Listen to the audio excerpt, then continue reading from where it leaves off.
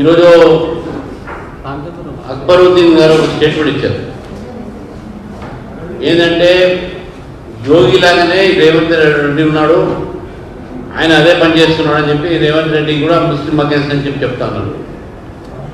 రేపు GHMC elections రాబోతున్నాయి కాబట్టి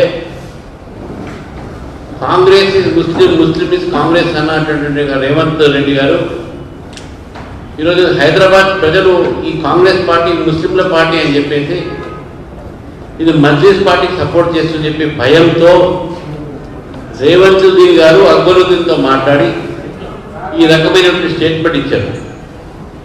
అక్బరుద్దీన్ రేవంత్ ఇద్దరు దోస్తులు, వాళ్ళిద్దరు ఎప్పుడు కూడా కలిసి ఉంటారు.